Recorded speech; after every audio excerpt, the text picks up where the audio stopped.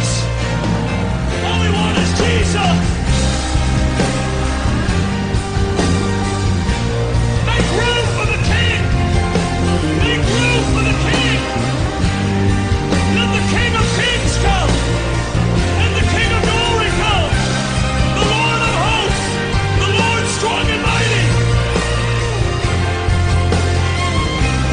Cherubim, 4 and 20 elders, holy,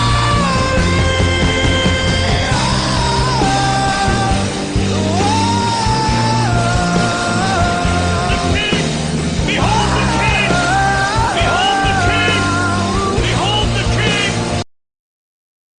K, tipo um K ali, um peixinho, não parece um peixinho.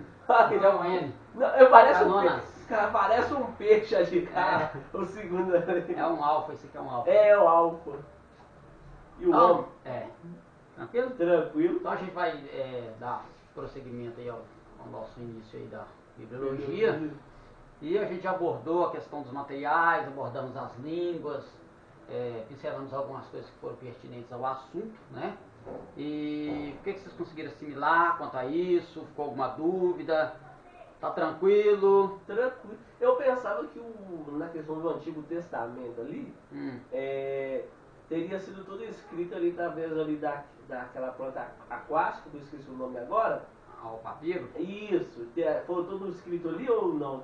Dentro só do Antigo, Não. Teve outros materiais que foram inseridos ali juntos, né? Isso era de acordo com a região, de acordo com o próprio escriba. E né, uma outra coisa que eu fiquei pensando é que aquela escrita na argila que eles faziam, Sim. tipo Sim. não era na pedra, eles amassavam o barro amassavam o barro. escreviam e levavam ele no fogo. As tabuinhas. Isso. Essa já teve escritas assim no Antigo Testamento ou não? Não, Ou usava, isso seria já mais tipo assim, aquilo não, esses materiais eles não eram usados para compor todo um livro. E só algum Eles trecho, eram né? usados, que a gente chama de escrita cuneiforme. Isso, essa é a palavra. A escrita cuneiforme, então eram gravuras, só que aquelas gravuras, na verdade, eram frases. Entendi. Então eram frases, ou às vezes até a história de um personagem em frases, num vaso, então não tem né? Num obelisco, que seria uma pedra. Igual nos egípcios mesmo. Isso,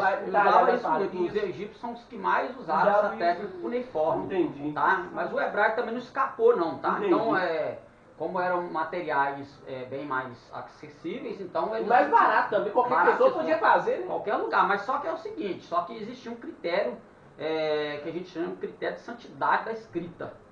Então o escriba ele não utilizava qualquer tipo de material para compor o texto sagrado. Que interessante. E outra coisa, se ele tivesse contato, por exemplo, ele fez a cópia do texto sagrado, quando ele terminava a cópia desse texto sagrado, ele se lavava. Porque para ele não transmitir a santidade do texto para o profano. Então ele se lavava antes da composição e se lavava depois da composição. Então havia todo um processo, toda uma preparação para ele poder trabalhar com o texto sagrado, haja vista a santidade do mesmo, tá? Inclusive, tipo assim, o texto sagrado que às vezes o copista ele errava, sei lá, por alguma circunstância, porque tinha o sistema de gematria que ele tinha que contar, né?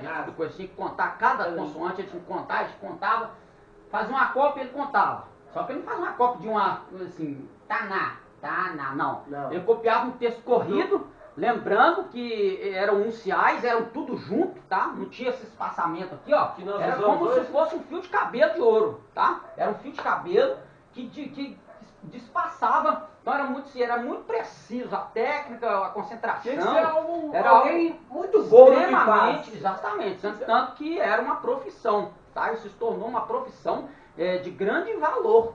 Não era qualquer um que tinha capacidade para produzir, não se usava qualquer um para produzir esse material. E a gente vê alguns profetas que Você quer falar alguma coisa, Tom? Você quer tirar? Você pode tirar. Aquilo ali em cima é pra tirar também? Aquilo ali eu só vou pincelar, mas se quiser tirar, pode. É tanto que tinha alguns profetas que tinham escribas para escrever para eles. Tinha, os reis, eram técnicas usadas pelos reis, né? Os livros de crônicas mesmo, eles são todos compostos Nossa, que interessante. todo composto por esses escribas, tá? Uhum. Não, tranquilo. Se falar as perguntas Se aparecendo. tirar de lado fica bom? Fica não, né? De lado. Deitado, sabe? Deitado assim. Ah, não vai ficar na hora que você for. Não vai ficar bom não, porque a hora que você for utilizar para leitura, é só você abrir a tela, que vai dar. Ai, meu E Deus. como é que tá lá, hein, pastor? Ah, menina, tá indo. Tá indo? E ele tirou tudo de baixo também? Aqui também? Você não tirou não? Ali você já tem, né? Ali você já tem. Eu vou tirar esse passado aqui e você vai pegando por parte, viu? Não, muito interessante, né?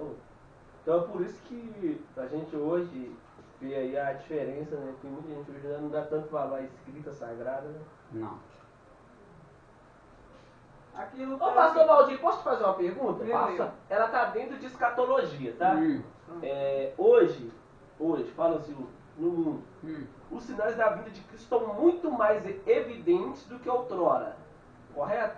Isso para nossa Geração. geração. Isso. Assim, na nossa geração, Da nossa- ela está contemplando Os assim, Uma série de uma sinais série de sinais com mais proporção do que a geração passada. passados. Isso. Mas só que nós não podemos, tipo assim, claro que Categorizar. muitos estudiosos de escatologia eles vão ser taxativos em dizer que a nossa geração É a geração a do última é a geração do arrebatamento. porque você falou. Mas só que até que período da nossa geração ela é a geração do arrebatamento? Até qual período vai ser? Então a gente não pode, às vezes, dizer taxativamente que ela já está vivendo devido aos sinais, mas muitas outras coisas podem ocorrer, a nossa geração pode passar, não acontecer o arrebatamento, pode acontecer, porque o arrebatamento nada mais é do que uma promessa que a gente tem que esperar ela como se fosse para ontem. Isso. Não para amanhã, Pra nem amanhã. para hoje, mas para ontem. Então o nosso coração tem que estar preparado para ontem. Entendeu? É onde que o vigiai, né? E orar. E nós temos que vigiar nesse sentido. E quando virá o vosso Senhor, não sabeis o que dia que virá o vosso Senhor. Então quando ele usa essa expressão é para a gente ficar atento, né? Quando ele vai dizer, quando Jesus começa a falar sobre olhai para a figueira, quando vê os seus ramos está próximo o verão. Aquilo era escatologia para o período dos apóstolos concernente a Jerusalém se tornar novamente uma nação depois de ser destruída. Isso vai acontecer em 1949. Isso, tá? e depois Quando que- Israel ele se torna. Então ali É, foi o ela- florescer da figueira. Isso. Então é a partir daquele momento que os sinais começaram a tomar uma proporção Maior. Aconteceram muitos sinais? Aconteceram. Aconteceram. Mas a nossa geração ela vai vislumbrar coisas maiores. Né? Em questão de catástrofe, e concernente também à própria tecnologia, o próprio avanço, Nossa. a ganância do homem vai aumentando mais, isso tudo faz com que a própria natureza, como está no livro de Romanos, venha a gemer, esperando a manifestação da glória dos filhos de Deus. Então é dentro desse sentido, só que a gente não pode bater o martelo, porque aí a gente vai acabar caindo numa heresia. Entendi. A gente vai estar passando por cima daquilo que o próprio Cristo disse, que o dia e a hora ninguém sabe. Então muitas pessoas fizeram cálculos, não posso saber o dia nem a hora, mas posso saber o ano. Foi onde muitos erraram, Ellen White, muitos erraram por aí. Não posso saber o dia, mas eu posso saber o ano, é no ano tal. Aí essas somatórias aí, unidas a muitas coisas que estavam ocorrendo, mostrando que aquela geração poderia sim ser de fato a geração do arrebatamento, mas se frustraram dentro das suas, dentro da sua matemática, né? Dentro da sua teoria.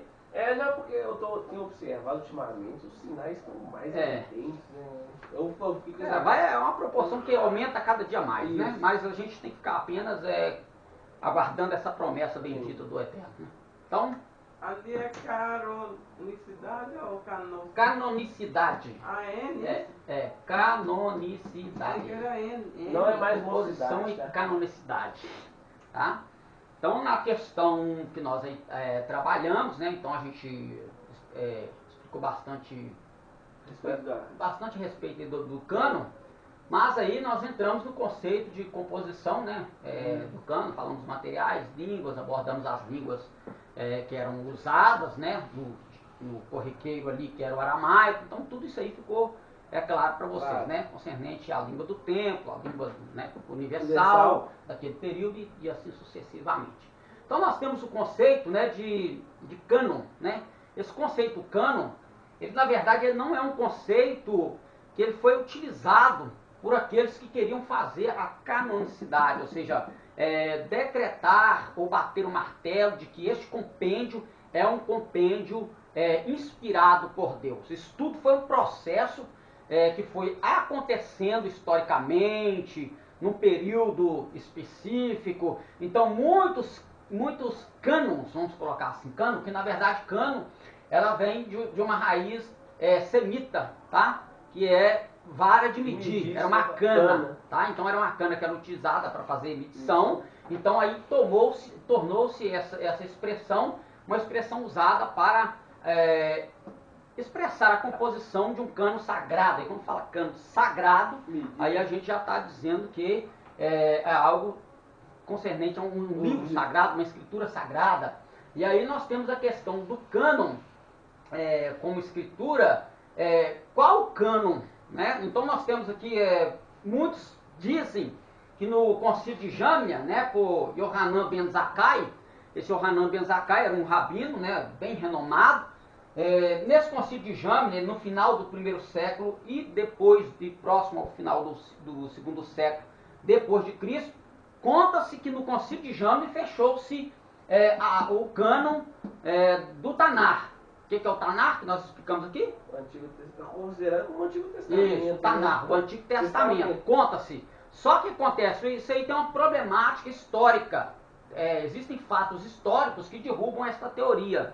Por quê? Porque quando a gente vai ler, igual eu fiz algumas anotações pequenas só para respaldar a respeito dessa divergência desse concílio de Jâmnia, né? Que na verdade que eles não reuniram, não houve assim uma reunião específica para assim, a gente vai fazer essa reunião aqui para fechar o cano. Na verdade não era. Por quê? Porque foi uma reunião judaica para combater o crescimento do cristianismo. Então os seguidores de Yeshua começaram a propagar o evangelho, que na época era conhecido como os nazarenos. Então os nazarenos começaram a propagar a mensagem de Yeshua, e isso não foi aceito pelos ortodoxos. Então o que eles fizeram? Não, a gente vai fechar. Por quê? O que acontece?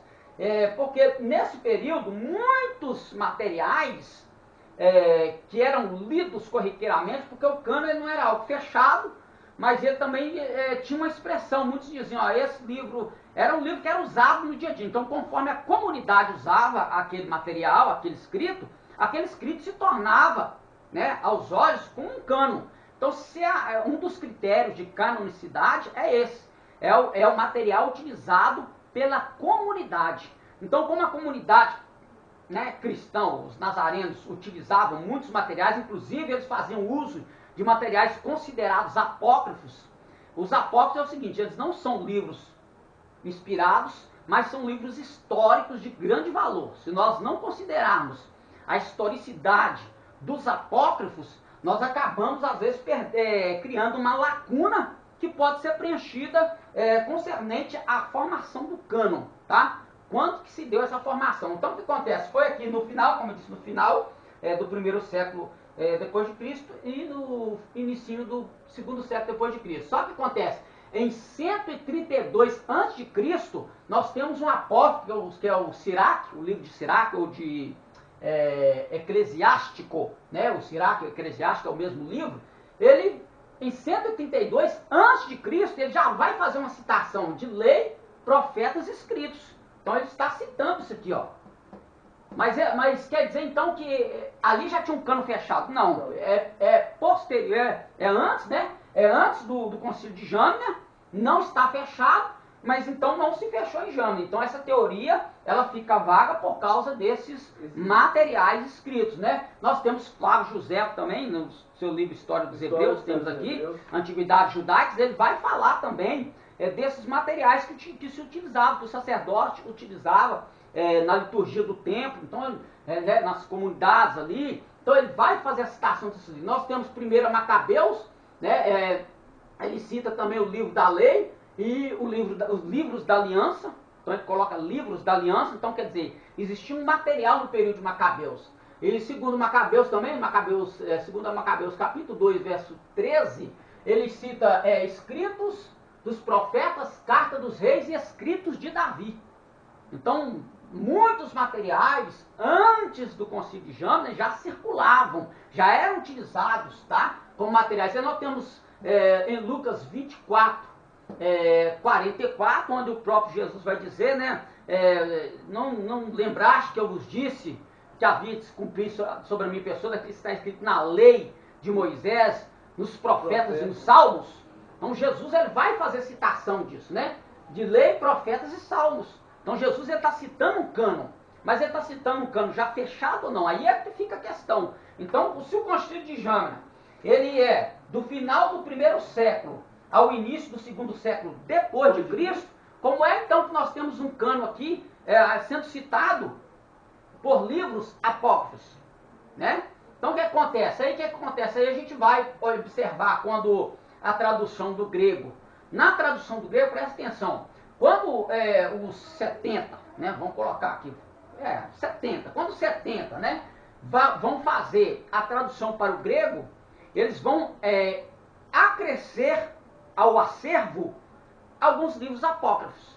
É justamente os livros apócrifos que vão ser, depois que vai traduzir a Septuaginta para a Vulgata Latina, que levará consigo esses apócrifos, e nós temos, né, a Bíblia de Jerusalém, que é uma Bíblia católica, ela contém, não só ela, mas muitas outras também, contém esses 7 livros a mais, tá? Mas eram livros históricos. Mas por que qual é a questão de o Tanar, né, a Bíblia hebraica, não conter os apócrifos e a Septuaginta conter, a Vulgata Latina e as outras traduções que vão aderir a essa linha de tradução dessas línguas aí, gregas e hebraicas?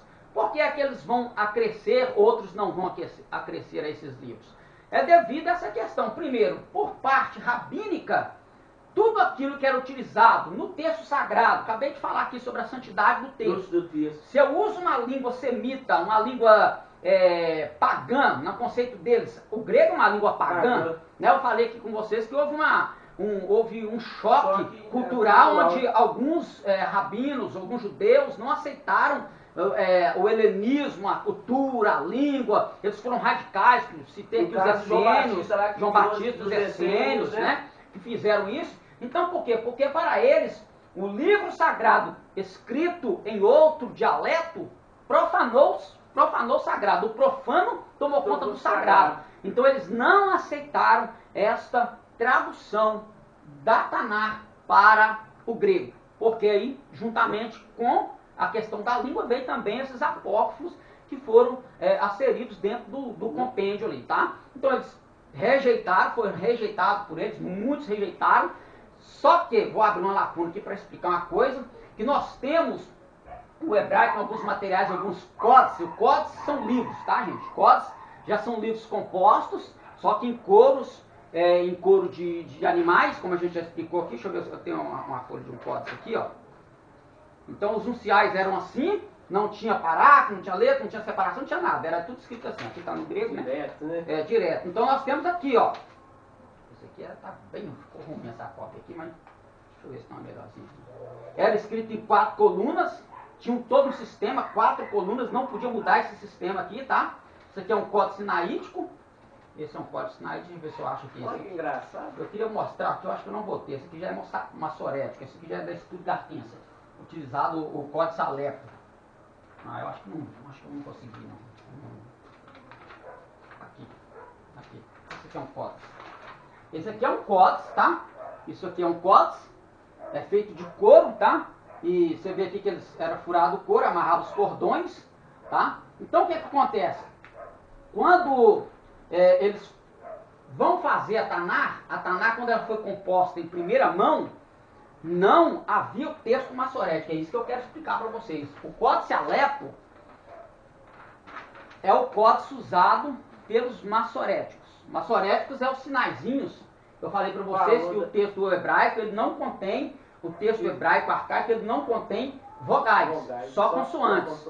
Então os maçoretas, quando é que os maçoretas vão fazer isso aqui? Segundo a tradição, isso também é uma falácia, segundo a tradição de alguns, os maçoretas vão criar esses sinais diacríticos para poder manter a pronúncia, para não se perder a pronúncia escrita do hebraico, tá?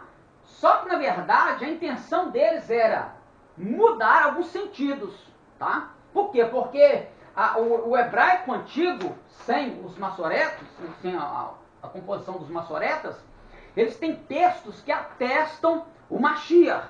Então, quando Yeshua se manifesta, ele vai falar em Lucas 24 aqui, do que ele está falando desses escritos. Ele está falando dos escritos, não os escritos maçoréticos. Ele está falando dos unciais, onde era tudo junto, não tinha vogais.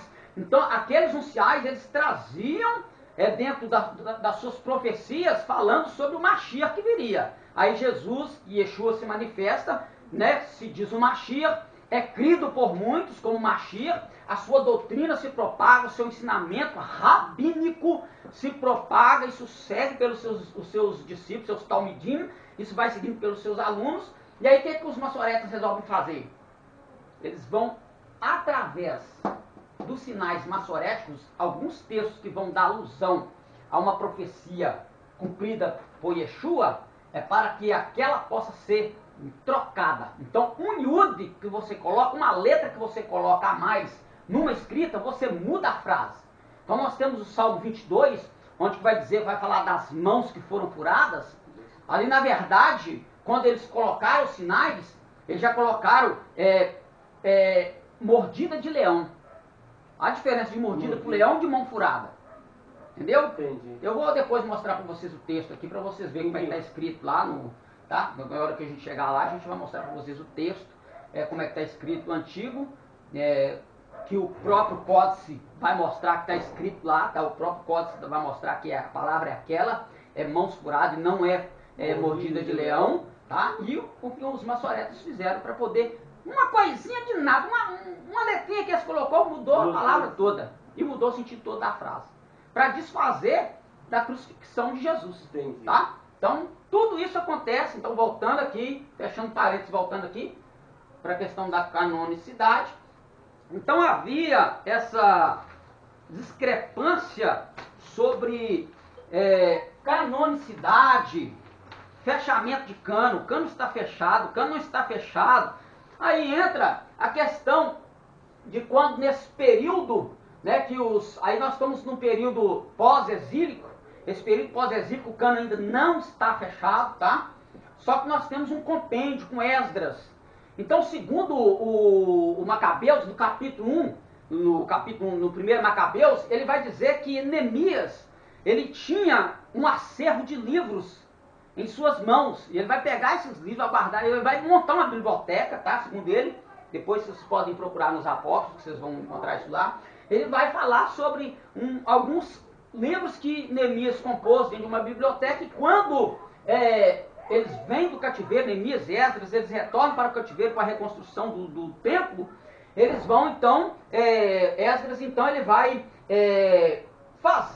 trazer esse acervo para o povo, ele vai trazer esses materiais para o povo, e o povo vai começar a utilizar aqueles acervos, as sinagogas vão começar daí, tá? As sinagogas começam daí, os sinédrios vai tomar força por aí, por essa questão de Esdras.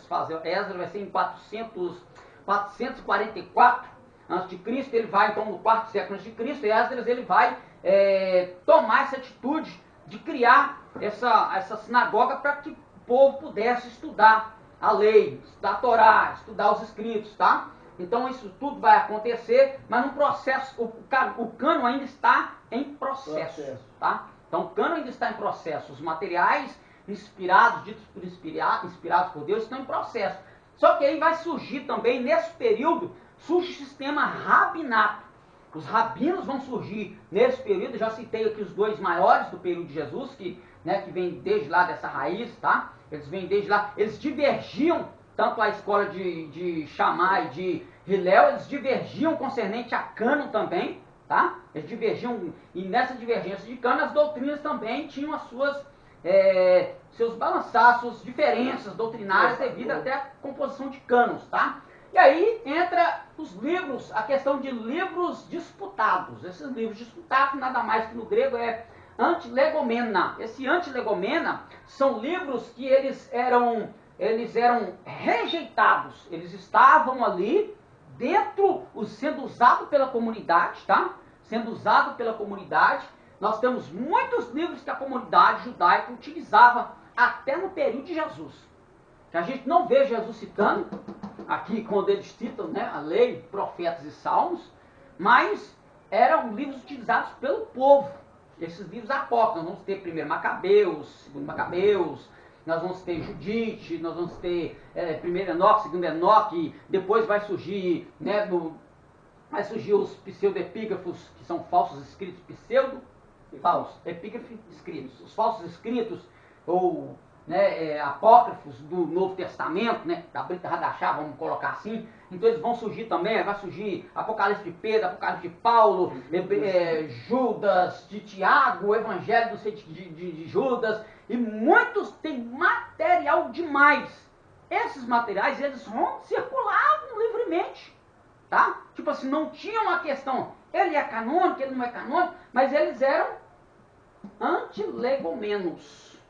Aí precisava-se então tomar esse cuidado, ver qual material que não poderia. Aí a gente vai depois ver a questão do critério utilizado para saber se ele estava dentro dos disputados ou dos homologomena. Esses homologomena os aceitos, aqueles que a comunidade ela aceitou, ela abraçou como inspirado por Deus. Mas nessa questão da comunidade abraçar, da comunidade aceitar, isso fez vazão daquilo se tornar canônico. Aí é que está a questão. Então, alguns tentaram fechar, outros não. Então isso é um processo, tá? Então o processo da canonicidade, da inspiração divina, ela vai acontecer na comunidade, ela vai acontecer no uso, aí eles vão ter alguns critérios para isso, tá? Então, voltando aqui à questão da Tanar, aí nós temos a questão de datação. Isso aqui, sempre que você lê em materiais históricos, principalmente os materiais teológicos, sempre que você tiver uma datação, põe na sua mente aproximadamente, tá? Não tem como saber ao certo. Não, coloque sempre, lembre sempre disso. Eu posso ter aqui, ó, pode ter um material escrito lá. O Taná foi composto em 200 antes da Era Comum a 200 depois da Era Comum. Aí é a mesma coisa antes de Cristo e depois de Cristo, tá? Ele foi composto, todo ele foi composto. Então, quer dizer, de 200 antes a 200 depois, nessa lacuna, pode ter sido qualquer ano, nessa lacuna aqui, desses 200, desses 2 séculos aqui, o Taná já ser composto, fechado.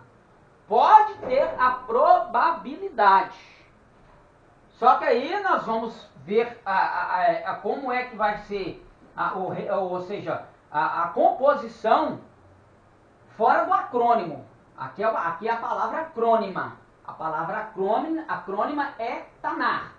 Quando eu rebento a palavra acrônima, aí eu tenho a composição do acrônimo, do Tanar. Aí eu tenho Torá, Neviim e Ketuvim, tá? Então eu tenho Torá, Neviim e Ketuvim. Aí nós temos aqui, isso aqui tudo aproximadamente, tá, gente?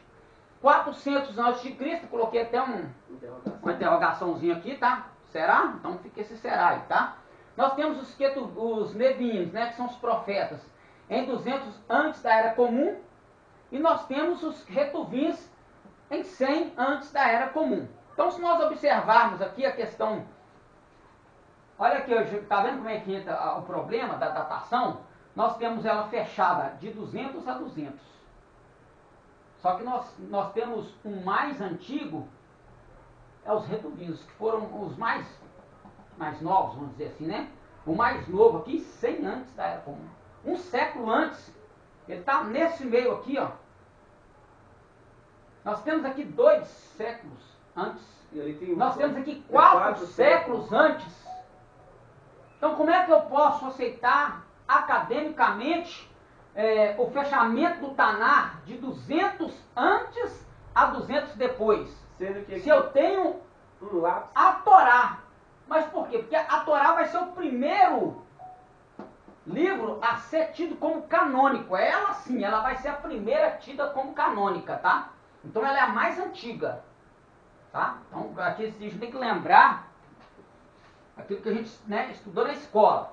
Então, quando você conta aqui 1000, né? Não, 10, 9, 8, 7, sucessivamente, a C, depois você começa 1, 2, 3, sucessivamente. Então, você faz datação antes e depois de Cristo assim. Antes é sempre em ordem decrescente. Tem que lembrar isso aqui, tá? Às vezes as pessoas confundem. Mas, papai, 400... Não dá. Então é porque a pessoa esquece isso aqui, ó, essa regra de contagem cronológica do tempo que foi estabelecido antes de Cristo, né? No nascimento de Cristo, foi no ano... no século 3 ou 6, não lembro, fugiu o quê? 3 ou 6, não lembro. Da era, né? Mas, por isso que é por esse motivo também, lembrando que 3 ou 6 eu esqueci, entre Eu acho entre que é 3 e 6, Eu acho que é 6. entre 3 e 6, olha, peraí, se é 3 e 6, que ele nasceu em 3 e 6, como é que pode ser? Qual que é o... Não existe ano zero, não existe. não tem ano zero. O ano 1, cadê o ano 1? Cadê o ano 2? Cadê o ano 3? Ano 4, ano 5, cadê? Aí é por isso que quando você trabalha com textos, academicamente com textos, para lá, você põe... Antes. Aí quando você mexe com um texto que está condizendo com a escritura sagrada, aí você tem que pôr também. Depois da Era Comum. Depois da Era Comum. Então não se coloca antes de Cristo. Quando você trabalha a questão escriturística, a probabilidade de você utilizar é essa aqui. Antes da Era Comum. Não antes de Cristo. Por causa disso aqui, ó, da divergência do 6 ou do 3, que eu não esqueci 6, né? Eu acho que é 6. Vou ficar com o seu 6. Para Para reforçar. Então, Eu acho que é 6.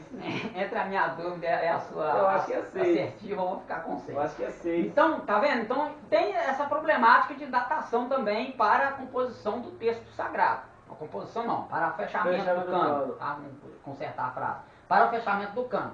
Então, nós temos... Aqui foi o primeiro a ser reconhecido. Aqui reconheceu. Aí os Neviim são reconhecidos. Só que é o seguinte, existem profetas que não estão aqui. Eles estão aqui, ó, entre os escritos. Profeta Daniel. Daniel não é um livro Isso que eu ia profético, falar. tá? Porque Ele é um livro apocalíptico. Ah, mas o Ezequiel também não é. Mas só que o que acontece? O Ezequiel está dentro de uma visão que ocorre com a vida dele, no período em que ele está saindo, tá? Saindo da terra de Israel, e ele não vai passar um período prolongado na Babilônia, ele vai ficar pós-rio Quebar, ele fica pós-rio Quebar e fica ali naquela região ali, entre o rio Quebar e atravessar lá para ir para o lado da Babilônia. Então ele fica no rio Quebar. Daniel já entra, só que Daniel, você não vê Daniel profetizando nada, não há profecia em Daniel, há visões, só visões. Apocalipse. Então ele não entra no critério de profetas, ele entra nos escritos, tá? Então se você pegar a Bíblia hebraica, você não procure entre os profetas o livro de Daniel, que você não vai achar lá. Aí a gente, né, acostumado, abre aí no livro do profeta Daniel. Vou ter que falar, Abre no livro de Daniel. Abre no livro de Daniel aí, gente. Abre no livro de Daniel aí. Vamos ver as visões de Daniel, entendeu? Tá bonito. Tem um contexto histórico, ele tem um contexto histórico, tá? Concernente aos reis, tá? Tá ali Nabucodonosor, Beltesazar, né? O Ciro, Dario.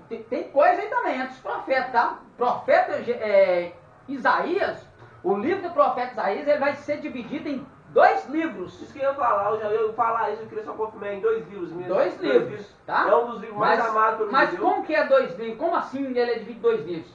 Porque se não me falei melhor, do capítulo 1 ao capítulo 10, ele é dividido de uma maneira concernente a visões. Já do capítulo 10 para lá, a visão dele já não é questão de visão, já é histórica. Aí é onde você vai ver ele falando de Ciro. Né? Ele vai contar a história de Ciro, que vai estar libertando, sendo usado por Deus para libertar o povo do cativeiro. É um ato profético, mas é um ato histórico. Isso vai acontecer depois de Daniel. Né? Que Daniel, ele vai... o livro de Daniel termina com ele, depois que ele tem aquela visão, ele vai questionar com Deus. Até quando, que, né? Ó, Senhor, né? E a história diz que foram questionar, está escrito aqui que 70 anos, né? O senhor falou que 70 anos ia durar o cativeiro, durou 70. E a profecia lá de Isaías, eles levaram esse compêndio, ó, tá aqui, ó, a profecia acerca da sua pessoa, e Ciro é meu ungido. Então, quando você vê lá Ciro, né, é um pagão, mas quando lá está meu ungido, lá é Ciro, meu Mashiach. Tá vendo? Então, quando você vê eles rejeitando, fazendo os maçoretes, procurando rejeitar a questão de Yeshua como Mashiach, esses fatores também pesam, esses fatores históricos também pesam. Por quê? Porque todos quanto foram levantados por Deus, denominados ungidos de Elohim, eram Mashiachs de Elohim. Então, quando você olha para Davi como ungido, Davi é um Mashiach. Então, dentro do judaísmo, ele é visto como a manifestação do espírito do Mashiach. E essa manifestação ela só vai ser 100% concretizada na pessoa de Yeshua. Tá? Então, tem tudo isso também. Ó, entrou até para outro caminho. Estou vendo aqui, vai estar indo, vamos embora. Tá indo. Então, a questão de canonicidade, os livros e a divisão dos livros, tem também esse critério. Tem um outro livro também que foi dividido aí, acho que em 3 também, falha a memória. Depois eu vou tentar lembrar aqui qual. Aí a gente, vamos voltar para cá, senão eu vou ficar explicando muita coisa aqui e a gente perde o fio da meada. Então aqui nós temos essa questão de datação aproximadamente, lembrando que quando que se fechou o cânon? Aí vai surgir muitos concílios, principalmente para fechar o cânon do Novo Testamento, concílios e concílios e concílios. Lembrando que esses concílios, eles não estão sendo levantados para bater martelo concernente assim, ó, a partir de hoje, esse vale. A intenção dos concílios não era fechar cânon.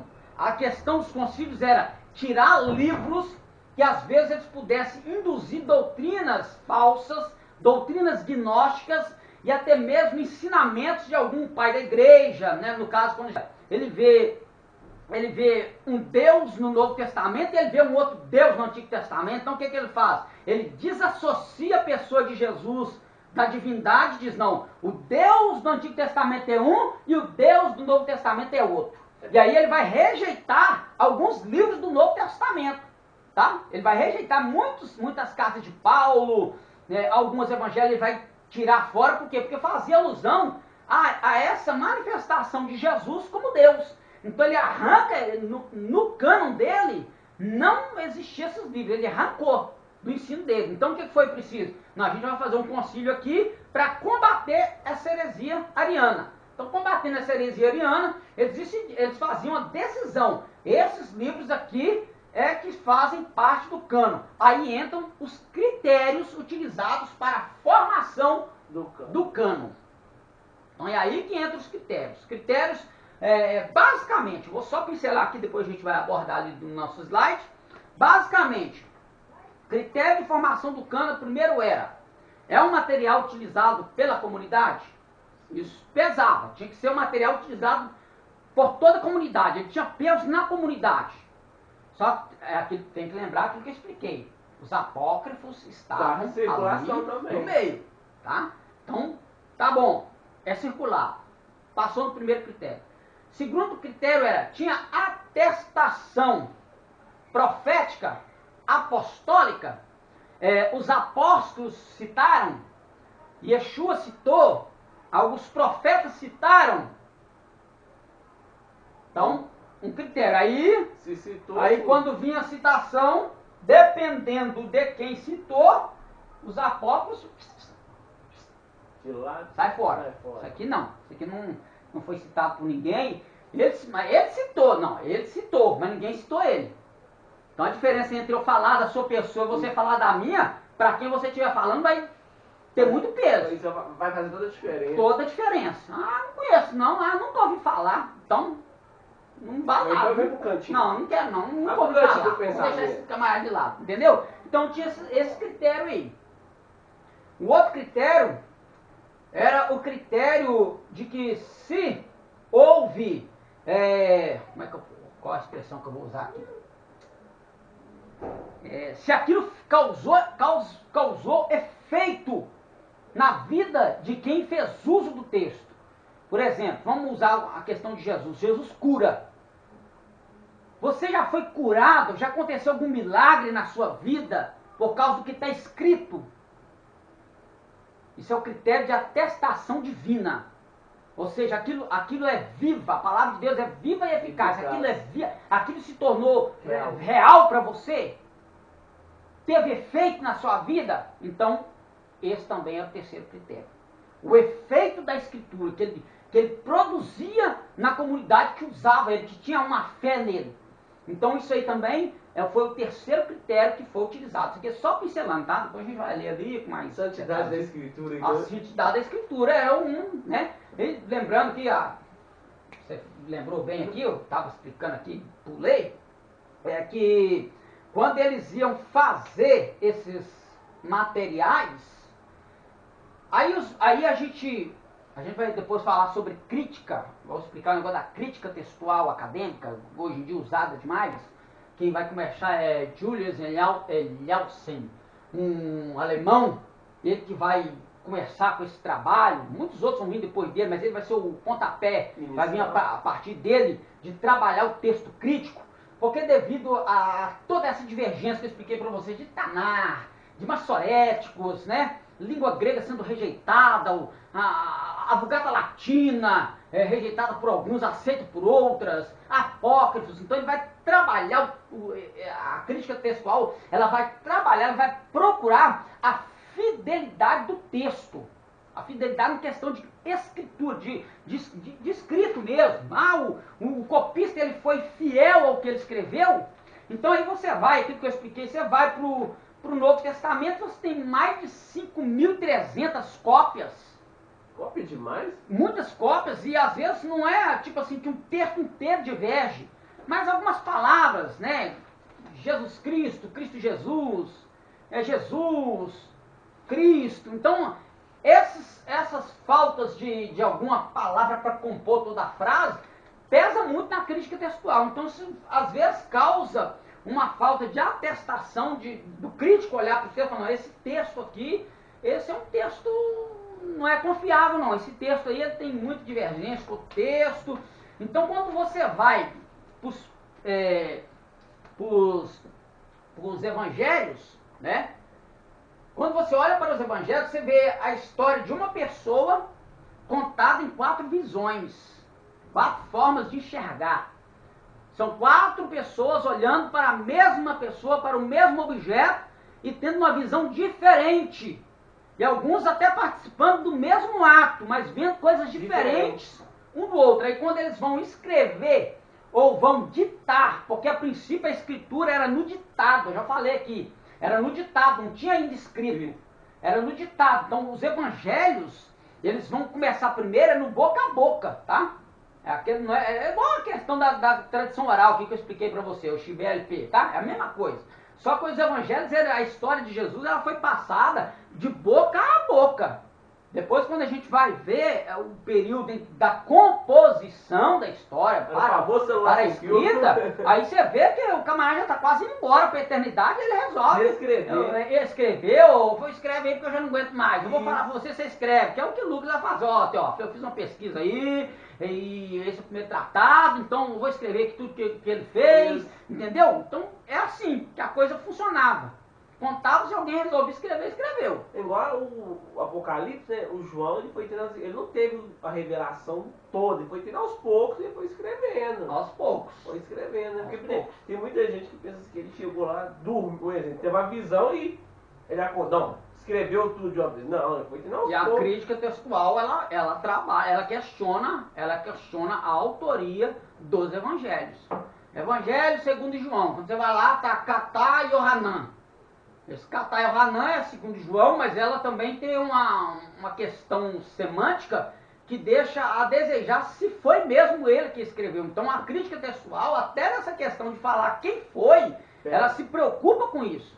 Então tudo isso pesa na questão do cânon. Tudo isso pesa. Então quando você se deparar com uma Bíblia que tem livros a mais, não se assuste. Não se assuste com isso. É porque é certo que quando aquele livro foi composto, o livro, quando ele, em primeira mão, quando ele foi composto, tinha um material circulando. Aquele material ali, ele pode talvez não ter sido aceito por uma comunidade, mas foi aceito por outras. Um material de pesquisa, Tá? posso dizer.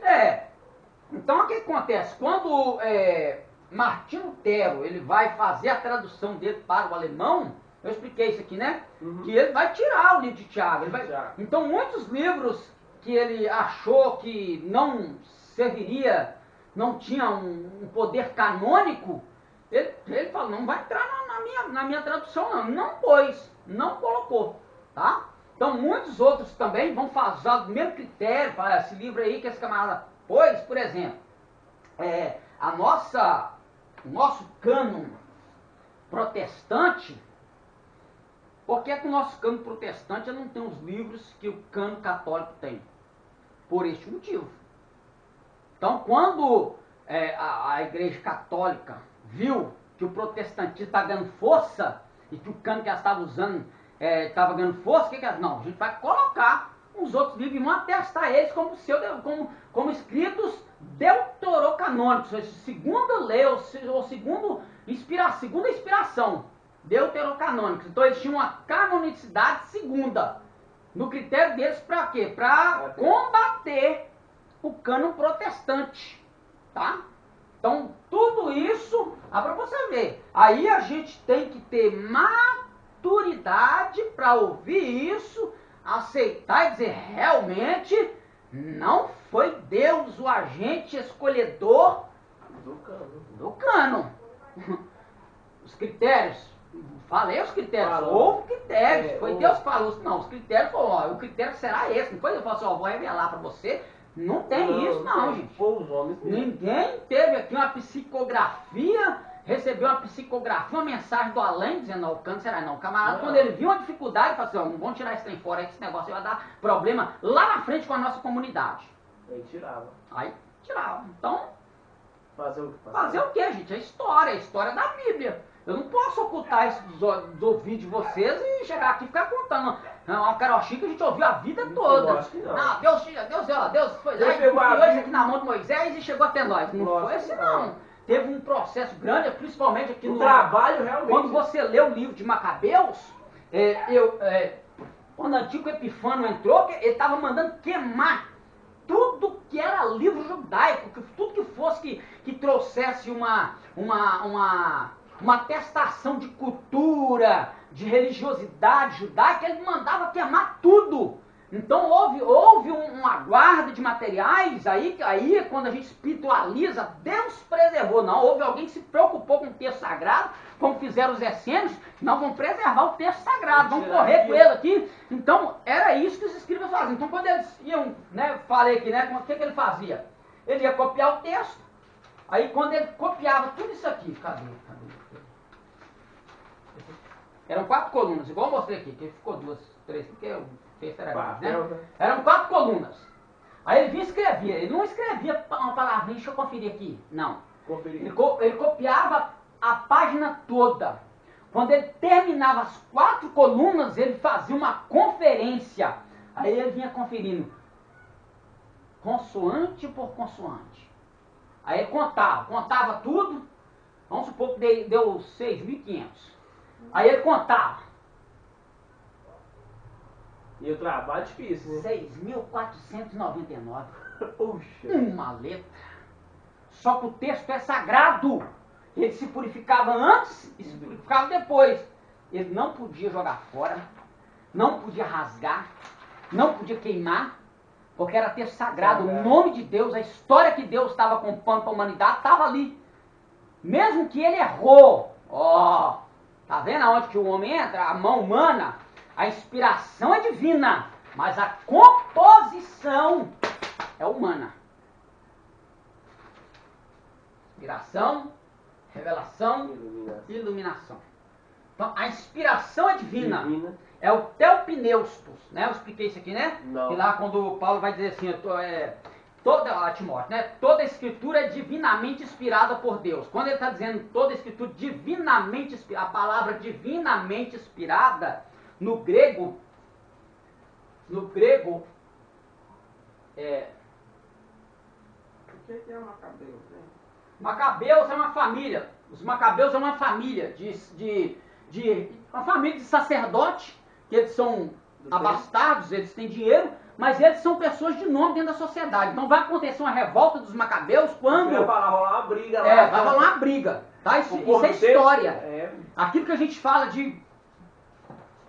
Silêncio de Deus. Intertestamentária, né? Já falei? Não, mas o período intertestamentário. Você falou que pra ler. Livros apócrifos. Bíblia católica, pode comprar. Ah. Não, pode comprar, não é do capeta não. Não, Tá? minha tia é católica, ela tem. Então pede ela emprestada e Eu leia. tô com muito sono, eu não, talvez Ao período nada, intertestamentário. Então o que quer dizer? Essa folha branca aqui, ó, que nós temos entre o Antigo Testamento e o Novo Testamento, é o período do silêncio de Deus. Isso é carochinha, isso é conto para você dormir. Igual você tá dormindo aí. Eu tô morrendo de sono, É. 5 horas da manhã. É o período que o pau quebrou. Aqui ainda estava acontecendo coisas históricas e eu vou falar para vocês, tem ação de Deus. Mas por que silêncio de Deus? Porque não houve ato profético. Não foi levantado nenhum profeta. Mas Deus usou homens tementes, no caso dos macabeus, Flávio Josefos, tá? Flávio Josefos, macabeus. Então eles vão ser usados na história, o temor, a piedade deles concernente ao povo, né, à sua pátria e a Deus, eles vão ser de grande nome na história, tá? Então um livro muito bom para você conhecer, até dentro de texto, compra aquele lá, ó, é a História dos Hebreus de Flávio José. Tá tudo ali, ó. Não, mas é barato, tá baratinho hoje em dia, você compra isso aí de 120 e poucos reais aí, ó. 120. Na época que eu comprei, eu paguei quase 300 reais no trem, Eu hoje paguei é 120. 150 no meu, 120. Ô, vontade. Qual que é o grande grosso? Hoje esse hoje azul não é aqui, dessa ó. cor mais não, tá? Ele é dessa cor. Hoje já tá no outro Não tá azul, esse marrom, acho que tá marrom. dourado, sim. Sim. Ele tá tudo dourado, é diferente. Então esse negócio de silêncio de Deus aqui, isso é contra a carochinha. Aqui, inclusive, milagres aconteceram. Na guerra De Israel? Foi guerra de 6 dias, né? O que acontece? Quando eles invadiram Jerusalém, Jerusalém estava escasso de azeite para acender as lamparinas durante a noite. Conta-se, eu não sei se isso é uma história ou se isso é uma história que vai estar nos Macabeus, que eles acenderam a menorá. Lembrando que menorá, vou falar. A menorá, nós temos a menorá e o candelabro. O candelabro nós temos 7. Isso. Tá? Que é aceso. 1, 2, 3, 4, 5, 6, 7. A menorá nós temos 7 canudos. Esse canudo aqui representa Jesus. O do meio, né? Depois eu vou explicar quando a gente ver. Eu já vi um negócio disso porque dá curiosidade. Por quê? Porque você não põe azeite aqui, não. Você põe azeite aqui, ó. Só no meio. Nesse. E desse vai sustentar todos. Ô, glória. Por isso que o homem tem que ter Jesus na vida dele. 6 é o número do homem. A perfeição de Deus é Cristo, que sustenta o homem na sua graça. Ô, glória. Já expliquei uma coisa só pra vocês. Entendeu? Então você põe um azeite aqui e esse azeite, ele vai escorrendo. Aí você põe fogo, aí ele vai queimando o azeite. Conta-se que eles tinham o último azeite para encher a menorá. Só que aqui é o candelabro. A menorá tem 9. Menorá tem 9. A menorá ela vai surgir nesse período aqui. Ela tem 9. Aí eles colocaram azeite na menorá. Este azeite que era para durar meio dia de peleja, durou 6 aqui. E no livro de Macabeus você vê Macabeus orando a Deus, pedindo Deus que viesse intervir em favor do seu povo na peleja. Tem milagre de Deus ali. É silêncio de Deus? Não houve profeta. Mas milagre teve. Mas milagre teve. A mão de Deus teve lá. Esse negócio de silêncio de Deus, isso é contra de carochinha. É que não teve um cabra macho lá nesse período, hein? Foi? É. Aí apareceu Então nós temos até o Doido pneus. Batista. Pneus. E quando você for ensinar a gente esses pauzinhos, você vai ensinar É grego. o escrito, o que significa? Não tem entendendo. Vou. Chama-se transliteração. Vou ensinar a escrever e a transliterar. Quando eu estiver te ensinando o alfabeto, você já 22 letras, facinho. facinho. 22. É, Consoantes. 22 consoantes. Ela é consonantal. Então, o teu pneu, a inspiração divina, ela vinha no momento. Mas a composição, gente, é humana, gente. Então, quando ele errava, ele viu, eu errei. Ele não falou, Deus errou ao me inspirar. Ele não falou isso, falou, não, eu errei. Então, como o texto era sagrado, era a história que Deus estava trazendo à humanidade, o nome, principalmente, se o nome de Deus está lá, então... E o de rei vai rei? Sabe como é que os judeus leem hoje? Hoje eles vão ler, ó. Tem hora que eles fazem assim, ó. Eles lêem o texto e tampa. Eu já percebi em alguns vídeos. Período de leitura, mas com reverência e santidade ao texto sagrado. Eles colocavam era fogo ou não? Não, é o que Não, aconteceu guardava, com o né? Qumran. Guardava, Guardava. colocava em vasos de barro, colocava dentro de um canudo de couro, de pergaminho, de couro, e aí guardava-se em locais secos, para não se decompor. Mas eles não tinham aquela tecnologia, né? Hoje Eu vou mostrar pode aqui ver o museu, vou mostrar o museu aqui, o Museu dos Pergaminhos. Ele foi construído igual um pote mesmo que se usava na época, ó. O estrutura é igual um pote, simbolizando aquele que os pergaminhos estão guardados ali dentro, os pergaminhos de Qumran que foram encontrados, né, em Essa Qumran. caderno, né? Então ele trouxe bastante materiais, inclusive o acervo que tem, olha para você ver. Essa questão da língua também pesa na canonicidade, lembrei aqui agora. A questão da língua também pesava, por quê? Porque segundo alguns eruditos, né, havia essa questão mesmo da profanação da língua, mas tem gente que diz que os pseudepígrafos, ou os apócrifos, até os macabeus, não foram aceitos porque eles foram escritos em gregos, na Septuaginta, só que não é verdade. As chaves de Qumran acharam textos dos macabeus em hebraico. Tem livros dos macabeus em hebraico que foi achado em Qumran. Então essa questão era mais uma questão religiosa do que uma própria questão de alguns historiadores fabular a coisa e dizer que era porque era uma língua profana, então não tinha. Não foi todo escrito em grego, eles tinham textos também dos apócrifos em hebraico. Lembrando que a língua do povo comum era o aramaico no período de Jesus. Então, o hebraico do por aí, o hebraico do tempo. Então por aí a gente já tem uma rota de pensamento para a gente saber que o texto poderia ter escrito em qualquer um desses idiomas. Tá? Então assim, eu posso te dar uma assertiva concreta, não posso te dar, porque eu não sou nenhum arqueólogo, não achei nenhum material. O que eu passo para vocês é o que eu estudei, o que eu aprendi, né, dentro das pesquisas, mas a probabilidade de ter sido escrito em todas as línguas está aí. Exatamente. Principalmente falando aqui do período, né? Claro que os essênios, eles eram Diferenciado. criteriosos com esse negócio. Então, o fato de achar livros apócrifos escritos pelos essênios, ou cópias, não vamos colocar assim, cópias escritas pelos essênios, não sei se foi eles, mas eles que guardaram lá, na caverna de Qumran em aramaico, será que não foi a questão também de, colocando uma dúvida aqui, será que também não foi a questão da profanação lá, que alguns escribas viam, da língua grega? Também pode ser. Pode. Pode ser, pode ser. Pode sim. Entendeu? Então tudo é possível dentro do critério religioso, do critério de santidade do texto e preservação, ou da própria língua santa, dita assim, né? Pode ser, gente. Então a gente não pode descartar hipóteses, algumas teorias. Então a gente tem que ficar atrelado em todas as teorias que vão surgindo e analisar, olhar os materiais que estão sendo colocados diante da gente, datação, o autor, né? O autor pesava muito. Então quando a gente vem em questão de autoria, que você vai para o livro de Enoque, eu já expliquei isso aqui, o camarada colocou o nome, mas não foi Enoque que compôs o livro. O camarada, ele estava naquele período, olha pra você ver, Enoque, ele é citado, né, segundo a tradição, ele é o Enoque lá do Gênesis, né? Ele é o Enoque do Gênesis capítulo 5, se me falha a memória.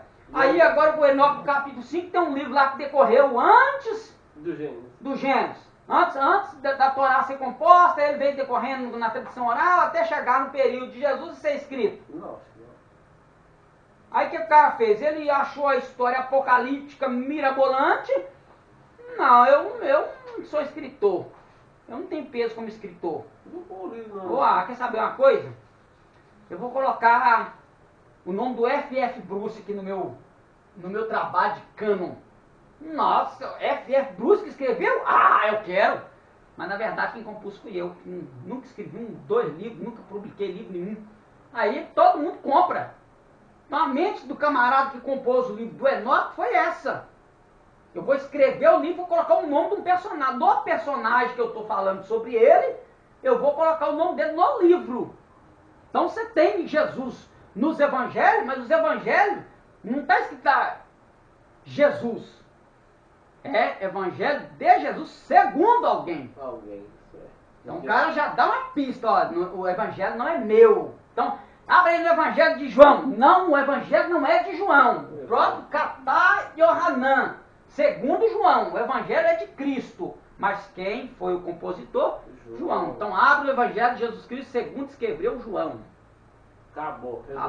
Acabou o problema. João não tem evangelho nenhum, ninguém tem evangelho nenhum. Tudo é de Jesus. Né? Para ele são todas as coisas. Por ele e para ele são todas as coisas. Amém. Então. Hã? Sono. Ah, tá. Então até aqui tudo bem? Tranquilo. Então nós vamos aqui Pois lá. alguns slides. Vamos pegar O o treco, papel. Ah, apostila, imprimiu? É. Não, você imprimiu? Eu não. Ah, eu ia ler aqui, ó. Aí dá. Esqueci de ler aqui, ó. Lei. A palavra não tinha sentido, aí eu falei sobre que ela significa o quê? Esse aí? Essa palavra. É. Aí o sentido era vara de medir, que se tornou regra. Regra para Cano. canonicidade. Aí nós temos uma palavra dentro do texto? Temos, mas a questão é na etimologia que ela está sendo usada no texto. Não como cânon de escritura sagrada, mas como cânon de fato de regra. Então a regra do cânon falei, os critérios. Esses critérios são regras para o cânon. Aí nós temos em Gálatas capítulo 6, 16, que Paulo vai usar essa terminologia. Ele vai dizer assim, ó. Kairosoto canone. Ah, tá. Que quer dizer assim, e todos que, segundo a regra, canone. Então, tá aqui, ó, no texto grego, Paulo vai usar a palavra canone, que é norma, regra, tá? Então, essa palavra, ela tem no texto, mas ela não tem no sentido de, esta é a regra da inspiração. Aqui ele está falando de uma regra de doutrina que está sendo aplicada aqui aos Gálatas. E aí a gente já sabe qual que é a regra aqui, né? Do que ele está falando, de doutrina que ele está falando, né? Aí é onde que muitos vão pegar o texto. Não, vou falar. Senão eu vou partir para outro lugar e... O pai esquenta mais. Parar com... Não, esquentar, eu vou atropelando as coisas e fica ruim. Nada. Deixa eu apagar aqui para a gente fazer umas leituras aqui. Bibliologia. Então, aí, as informações, né, a importância das escrituras, razão da necessidade das escrituras, que é o que acabou de acontecer com você que não tiver nenhuma. Como devemos estudar a Bíblia como os livros antigos, a estrutura da Bíblia, o tema central, algumas observações úteis e práticas, foi tudo que nós abordamos. O que é a bibliologia? Então, a bibliologia é o estudo dos assuntos introdutórios à Bíblia. Um dos pontos mais altos da bibliologia é a exposição milagrosa de como ela é formada e chegou até nós. Aí, tomando cuidado com essa questão de milagrosa. Acabei de explicar aqui agora mesmo a questão da inspiração divina, mas a composição humana. Tá? Então, tomar cuidado com isso aí. Antes santificai o Senhor Deus em vossos corações e estáis sempre preparados para responder com mansidão e temor a qualquer que vos pedir a razão da esperança que há em vós. Né? Então João vai dizer isso aí. Procura apresentar-te a Deus aprovado como obreiro que não tem que se envergonhar e que maneje bem a palavra da verdade. É o que Paulo vai escrever a Timóteo. Né? Buscai no livro do Senhor. Vou pular isso aqui também, vou pular aqui também, Salmo. É o vocabulário, né? O vocábulo, Bíblia. Então a gente abordou isso aqui também, né? O vocábulo Bíblia, então eu expliquei. Não é encontrada a palavra Bíblia no texto em português das Escrituras Sagradas, mas encontra-se no texto original em grego. Veja os exemplos. Então, aquilo que eu expliquei. Vocês lembram que eu expliquei? A Bíblia, ela toma um sentido, não no sentido que a gente tem. Dentro do texto, ela não tem o sentido que a gente tem disso aqui, ó. Bíblia. De livros, tudo junto. Livros, tá? Livros. Então, uma Bíblia, uma biblion, folha, alguns livros, depois um códice, que são muitos livros compostos, que é a questão do Tanar lá, né? Isso. Então, nós temos 2 Timóteo 4,13 no grego, né? Então, falou nen, ro, aperipon, en, troade, pata, capote, exomenos, exomenos perecaita Bíblia. Então, quando você vier, traga a capa que deixei lá na casa de Carpo, em Troades, e os meus livros. Então, Bíblia, livros. Então, você achou no texto grego, quando você estiver lendo no grego, não pensa que você leu isso aqui e você viu isso aqui, não. Não. Livros, pode ser qualquer livro. Aí quando aí presta atenção no que ele vai falar assim, olha aqui, olha. Ó, malestar, fugiu que pedacinho aqui, né? Malestar, membranas, olha o que é membranas, pergaminhos. Então nós temos aqui livros e pergaminhos. E agora? Diferentes, né? E agora? Pergaminho eu sei. Lembrando que aqui não tem Novo Testamento. Isso aqui não é Novo Testamento, não. Ele não está falando de Novo Testamento em nenhum desses dois casos, não, tá? Novo Testamento ele não foi composto. Ele está em andamento histórico. Está acontecendo. A história está acontecendo. Está acontecendo, mas eles não estão falando assim, aqui, ó. Vem atrás de mim. Você vai escrever minha biografia, tudo que aconteceu, onde é que eu deitava, onde é que eu dormia, onde é que eu caía, onde é que eu levantava, você escreve, vai escrevendo, tudo que acontecer comigo, hein? Se eu babar na hora que eu durmo, não tinha nada disso. Nada disso. Então aí vem a pergunta. Livros, que é Bíblia, né? Mas nós temos membrana. Membrana é pergaminhos. Quando ele está falando de pergaminho, onde que os textos foram escritos? Nos pergaminhos. Os hebraicos, principalmente os hebraicos, texto hebraico da Tanakh. Daqueles, no coro dos bichos lá. O pergaminho. O pergaminho. Pergaminho. Mas ele está referindo ao Tanakh. ao Taná. Ele está referindo ao Tanakh, tá? Ele pode estar referindo aqui, ele colocou pergaminho, está falando de um material onde foi escrito. Só que, claro que ele está falando de um material, mas esse material tem algo escrito nele. E olhando por aqui que nós observamos, dentro de tudo que foi explicado, a probabilidade de nós termos aqui o Tanakh completo, né, o que já estava enrolando como leis, profetas e salmos escritos, isso aí já estava lá. Então aqui, ó, posso colocar aqui. Mas e os livros? Quem são esses livros? Pode ser qualquer livro. Pode ser qualquer livro, mas quais são os livros que Pega tinham os circulação? apócrifos da época, né? Os apócrifos. Não tinha outro livro. O livro ele tinha conceito inspiratório, de inspiração divina? Não tinha. Não tinha. Mas ele tinha conceito que eu acabei de dizer, fonte histórica. Fonte histórica. Então Paulo está preocupado em continuar estudando o Tanakh, né? Vamos colocar, como o judeu fala, quando ele fala de Torá, a gente já pensa em tudo, né? Mas vamos colocar aqui o Tanakh, e ele quer tirar alguma fonte histórica aqui também dos pseudos, dos deuterocanônicos. Os que vieram antes dele. Aí o camarada, que é o elaborador de doutrinas cristãs, lê os livros e nós não podemos ler. Que pecado. Você vai para o inferno porque você está lendo livro apócrifo. Aí é muita ignorância, né, gente? Ó, um rolo do tamanho pequeno no vocábulo Bíblia, né? Que é o pergaminho lá. Pergaminho lá. Os livros lá, né? Só que aí nós temos o quê? Ó, o Biblion. Aí nós já está começando a mudar a coisa, ó. Biblion. Vários destes era uma Bíblia. Aí já é o conjunto. Tá? Aí já é o conjunto, é o livro. É Biblion. Lá nós temos a Bíblia. Tá? Nós temos aqui o Biblion. O livro. Aí agora já tem uma preocupação de entender o livro. Aí ele fala o livro, mas ele especifica quem? Olha aqui. Isaías. O livro do profeta Isaías. Tá? Então lá ele falou do conjunto. Mas aqui já foi de uma pessoa só. Mas aqui ele falou de uma pessoa só. Então a gente tem que entender isso aí, né? Cai, epedoten, autu, biblion. Então, foi-lhes entregue o livro. Então, mais uma palavra grega, biblo, né?